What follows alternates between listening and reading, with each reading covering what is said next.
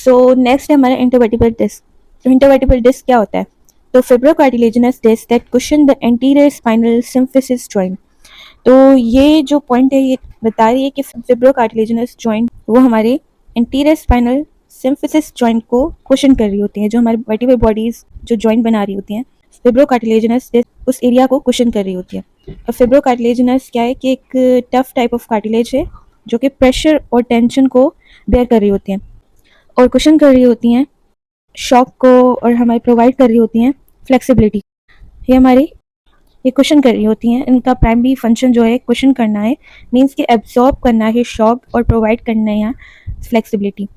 अब anterior spinal symphysis joints हमारे वो जॉइंट्स मैंने पहले भी बताया है कि ये हमारे वर्टिब्रल बॉडीज से बनते हैं और हमारा इंटरवर्टिब्रल डिस्क से हमारे ये जॉइंट्स बन रहे होते हैं। और सिम्फिसिस हमारे कार्टिलेजिनस जॉइंट है जहाँ पे दो पॉइंट्स आपस में जॉइंट होती हैं फिब्रोकार्टिलेज से, और ये हमारे लिमिटेड मूवमेंट को अलाउ करती हैं। यहाँ पे आगे डिस्कस किया गया है कि composed of a nucleus pulposus which colloidal gel with a high fluid content surrounded by annulus fibrosis, a thick fibrocartilaginous ring that forms the disc exterior। तो यहाँ पे इंटरवर्टिब्रल डिस्क के पार्ट्स को डिस्कस किया गया है। एक हमारा न्यूक्लियस पल्पोसिस, दूसरा है हमारा एनुलस फिब्रोसिस। तो न्यूक्लियस पल्पोसिस हमारे कोलाइडल जेल से बना हुआ होता है जहाँ पे फ्लूइड कंटेंट बहुत ज़्यादा होता है, और उसके सराउंडिंग में एनुलस फिब्रोसिस स्ट्रक्चर है जो एक थिक फिब्रोकार्टिलेजिनस रिंग है जो कि हमारे आसपास में एक रिंग बना रही होती है। अब यहाँ पे न्यूक्लियस पल्पोसिस जो है वो एक हमारे सेंट्रल पार्ट है जिसका ये एक colloidal gel and high fluid content से बना होता है, मीन्स के यहाँ पे soft gelatinous and highly hydrated हमारे एक पार्ट है हमारे इंटरवर्टिब्रल डिस्क का, जो कि शॉक को एब्जॉर्ब करता है और डिस्ट्रीब्यूट करता है प्रेशर को इवनली। और एनुलस फिब्रोसिस हमारी आउटर रिंग होती है जो कि सराउंड कर रही होती है न्यूक्लियस पल्पोसिस को, और ये हमारी बहुत थिक एंड फिब्रोकार्टिलेजिनस रिंग है। और इसका काम क्या होता है कि ये एक स्ट्रॉन्ग कंसेंट्रिक लेयर होती हैं फिब्रोकार्टिलेज की, और न्यूक्लियस पल्पोसिस उसके अंदर होता है, ठीक है, उसके अंदर होता है, और बाहर से हमारी कंसेंट्रिक लेयर्स बनी हुई होती है फिब्रोकार्टिलेज की। एंड ये हम स्ट्रक्चरल इंटीग्रिटी प्रोवाइड कर रही होती हैं डिस्क को, और ताकि क्या कर सकें, रेजिस्ट कर सकें rotational and tensile forces. Healthy intervertebral disc in an adult account for approximately 1/4 of the height of the spine. तो यहाँ पे ये बता रहा है कि एक हेल्दी इंटरवर्टिब्रल डिस्क अडल्ट में अप्रॉक्सीमेटली 1/4 हाइट बना रही होती है स्पाइन की। मतलब यहाँ पे ये हाईलाइट की गई है पॉइंट कि हमारे डिस्क की जो कंट्रीब्यूशन है to overall length of the vertebral column, तो वो हमारे अबाउट 25% की हाइट में, ठीक है। तो इनका काम सिर्फ फ्लेक्सिबिलिटी और शॉक एब्जॉर्प्शन में नहीं बल्कि फिजिकल हाइट में भी इनका रोल होता है। अब दूसरी पॉइंट यहाँ पे बताई गई है कि nucleus of a young healthy disc is approximately 90% water with the remainder being collagen and proteoglycan specialised materials that chemically attract water. तो ये पॉइंट हम फोकस करिए कि nucleus pulposus inner gelatinous part है हमारे डिस्क का, जो कि हमने प्रीवियस स्लाइड में भी डिस्कस किया कि यहाँ पे हाई वाटर कंटेंट है यंग एंड हेल्दी इंडिविजुअल में, न्यूक्लियस पल्पोसिस में अप टू 90% है इसका, और इनका काम होता है कि वो हाइड्रोलिक शॉक एब्जॉर्ब कर सके। कोलेजन एंड प्रोटियोग्लाइकन जो है वो हमारे रिमेनिंग 10% सॉलिड कंपोनेंट्स हैं जो कि बना रही होती है हमारे न्यूक्लियस पल्पोसिस के रिमेनिंग 10%।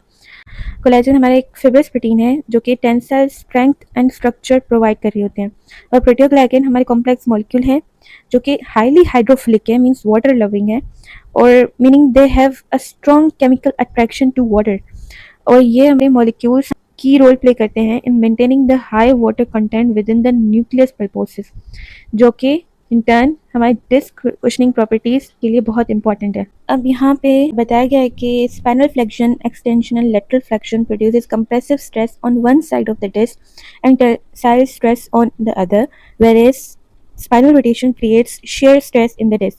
तो इसको हम ब्रेक करते हैं। स्पाइनल फ्लेक्शन में हम देखें तो बेंडिंग फॉरवर्ड हो रही होती है, और जब बेंडिंग फॉरवर्ड हो रही होती है तो हमारा anterior part of intervertebral disc experience करता है कंप्रेसिव स्ट्रेस, मींस वहाँ पे स्क्वीज हो रहे होते हैं, व्हाइल द बैक जो कि पोस्टीरियर पार्ट है वो टेंसाइल स्ट्रेस एक्सपीरियंस कर रहे होते हैं लाइक बीइंग स्ट्रेच्ड, ठीक है। अब एक्सटेंशन में देखें तो एक्सटेंशन में होता है bending backwards, and when you bend backwards, the back posterior part of the intervertebral disc experience compressive stress and the front part experience tensile stress। और lateral flexion में हम देखें तो bending sideways मतलब जब हम एक साइड पे बेंड कर रहे होते हैं, फॉर एग्जांपल जब हम एक साइड पे बेंड कर रहे होते हैं, फॉर एग्जांपल राइट साइड हम बेंड कर रहे हैं, the disc on the side you are bending towards experience compressive stress. और जो डिस्क हमारे अपोजिट साइड पे, जो डिस्क का एरिया हमारे अपोजिट साइड पे, वो क्या करे, एक्सपीरियंस कर रहा है टेंसाइल स्ट्रेस। और स्पाइनल रोटेशन मीन ट्विस्टिंग में क्या होता है, जब हम ट्विस्ट करते हैं, ये मूवमेंट हमारी क्रिएट करती है shear stress within the intervertebral disc. Shear stress से हमारी एक फोर्स है जो कि पैरेलल टू द सरफेस हमारी लग रही होती है, जो कि हमारे एक part of the disc over another slide करती है। और ये स्ट्रेस हमारे पर्टिकुलरली डिमांड कर रही होती है हमारे एनुलस फिब्रोसिस पे, जो कि टफ आउटर रिंग है डिस्क की। अब डिस्क की जो स्ट्रेस है significantly higher with flexion as compared to rotation. तो यहाँ पे ये पॉइंट हमें बता रही है कि जब हम बेंड करते हैं फॉरवर्ड, तो वहाँ पे ज़्यादा स्ट्रेस पड़ रहा होता है इंटरवर्टिब्रल डिस्क पे as compared to twisting force. So flexion में क्या होता है कि एक significant compression and tension create हो रही होती है, और which can be more impactful on the disc integrity. और यहाँ पे दूसरी पॉइंट ये डिस्कस की है कि spine undergoes a height decrease of up to nearly 2 centimetre over the course of the day. यहाँ पे ये बताया गया है कि एक पर्सन की अपराइट पोजीशन, एक एक्टिव पोजीशन में क्या होता है कि कांस्टेंट ग्रेविटेशनल मस्कुलर फोर्सेस लग रही होती हैं, जिसकी वजह से हमारे इंटरवर्टिब्रल डिस्क पे कंप्रेशन आ रहा होता है। एंड इसी वजह से जो फ्लूइड कंटेंट है न्यूक्लियस पल्पोसिस में वो ग्रेजुअली लूज हो रहा होता है, जिसकी वजह से हमें एक measurable decrease in overall spinal height दिख रहा होता है। और ये decrease up to nearly 2 centimetre होता है, which is about 0.8 inches I guess. तो ये significant amount of daily height fluctuation है। दूसरी पॉइंट ये है कि once pressure on the disc is relieved, the disc quickly reabsorb water and disk volume and height are increased mostly when a person first। तो ये point हमें recovery process of disc बता रहा है कि जब भी स्पाइन प्रेशर से रिलीव्ड होता है, पर्टिकुलरली ड्यूरिंग स्लीपिंग या लाइंग डाउन, तो डिस्क जो है उन पे अब कांस्टेंट कंप्रेशन फोर्स नहीं पड़ रहा, ठीक है, वहाँ से रिलीव आ गया है। तो ये लो करती है रिहाइड्रेशन, ठीक है। हमारे इंटरवर्टिब्रल डिस्क रिहाइड्रेट होते हैं, मीन्स रीअब्जॉर्ब करते हैं वाटर को from the surrounding tissues. And जब भी वो रीअब्जॉर्ब करते हैं फ्लूइड को, तो उनका वॉल्यूम उनका रिगेन हो जाता है, उनकी हाइट भी इंक्रीज हो जाती है हमारे स्पाइन की। और जब भी फर्स्ट पर्सन, यहाँ पे दिखा गया है कि फर्स्ट पर्सन जब उठता है मॉर्निंग में, तो पर्सन बहुत ज़्यादा टॉलर होता है because the disc have fully rehydrate overnight, ठीक है। तो जब कोई पर्सन उठता है तो उस वक्त मैक्सिमम हाइट होती है स्पाइन की, बिकॉज हमारे इंटरवर्टिब्रल डिस्क ने फ्लूइड को रिगेन किया, रिहाइड्रेट किया अपने आप को। और जब ये पर्सन काम करेगा, प्रेशर पड़ेगा कांस्टेंट, तो फ्लूइड वहाँ से लूज होगा और हाइट भी डिक्रीज हो जाएगी इवेंचुअली। अब hyper extension in the prone position and trunk flexion in the spine position allow rehydration and height increase in the disc. तो ये पॉइंट रेफर करिए कि स्पेसिफिक बॉडी पोजीशन फैसिलिटेट करती है rehydration of the intervertebral disc. अब hyper extension in the prone position, lying करें हम stomach पे और आर्च करें बैकवर्ड, तो यह हाइपर एक्सटेंशन है इन प्रोन पोजीशन। एंड इस पोजीशन में हमारा जो इंटरवर्टिब्रल डिस्क है वो रिहाइड्रेशन कर सकता है। एंड ट्रंक की flexion in the supine position, means back पे लाई करें और बेंड करें नीज को और चेस्ट को भी उसके टुवर्ड्स ले जाएं। एक फीटल पोजीशन होती है ना, जहाँ पे हमारी gentle knee to chest stretch होता है, तो इस पोजीशन में भी इंटरवर्टिब्रल डिस्क रिहाइड्रेट होते हैं। तो ये दोनों पोजीशन डिस्क की वाटर को रीअब्जॉर्ब करने में हेल्प करती हैं और इंक्रीज कर सकती हैं हमारी हाइट को। दिस इज़ बिकॉज डीकम्प्रेस कर सके हम डिस्क को, और ये अलाउ करती है more fluid to move into the nucleus pulposus, और ये सिमिलरली स्लीप के दौरान भी हो जाता है। अब injury and aging irreversibly reduces the water absorbing capacity and shock absorbing capacity of the disc. अब ये पॉइंट मेजर फैक्टर्स जो कि नेगेटिवली इम्पैक्ट कर रही होती है डिस्क की हेल्थ को, वो बताया गया।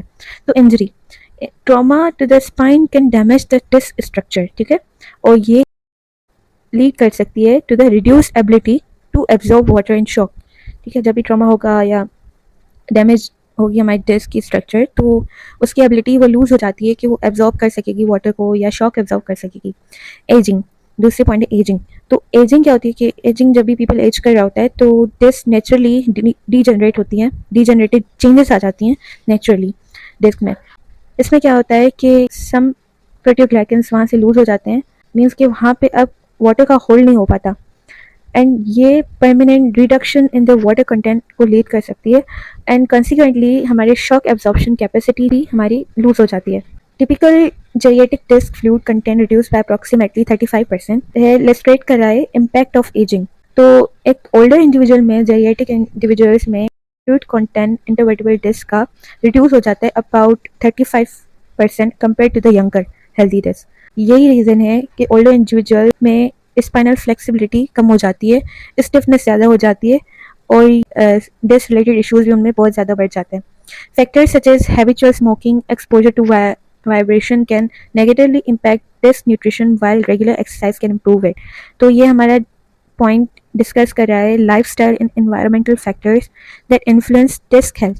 ठीक है, तो हैबिचुअल स्मोकिंग, अब स्मोकिंग क्या है कि वो क्या करती है, कंस्ट्रिक्ट करती है ब्लड वेसल्स को, और जिसकी वजह से हम न्यूट्रिएंट्स की सप्लाई डिस्क की तरफ इम्पेयर हो जाती है, जिसकी वजह से नेगेटिवली इम्पैक्ट्स पड़ रहे होते हैं इंटरवर्टिबल डिस्क में, and it leads to the reduced ability to repair. अब एक्सपोजर टू वाइब्रेशन, यहाँ पे ये बता रहा है कि प्रोलॉन्ग हमारे वाइब्रेशन पे exposure, for example like truck driving या ऑपरेटिंग हैवी मशीन्स, तो यहाँ पे डिस्क की डीजनरेशन को एक्सेलरेट करता है और उनकी एबिलिटी को रिड्यूस करता है टू फंक्शन प्रॉपरली. अब रेगुलर एक्सरसाइज से क्या हो जाता है कि रेगुलर एक्सरसाइज हमारे एक अप्रोप्रिएट एक्सरसाइज बेनिफिशियल है हमारी डिस्क की हेल्थ के लिए. हमारे जो डिस्क है वो एवेस्कुलर है, मीन्स यहाँ पे डायरेक्ट ब्लड सप्लाई नहीं जाती, तो ये हमारे मूवमेंट पे रिलाई कर रही होती हैं कि न्यूट्रिएंट एक्सचेंज हो. ठीक है, तो जब भी मूवमेंट होगी तो वाटर मूव करेगा और वेस्ट वहाँ से निकलेगा, तो ये मूवमेंट पे ही डिपेंड कर रही होती है. As disc are avascular, means वहाँ पे डायरेक्ट ब्लड सप्लाई नहीं जाती, और मूवमेंट की वजह से हमारी डिस्क की जो न्यूट्रिशन है वो इम्प्रूव हो सकती है और ओवरऑल रेजिलियंस भी इम्प्रूव हो सकती है. ठीक है, तो यही था मेरे लेक्चर के बारे में. Thank you so much. अल्लाह हाफिज़.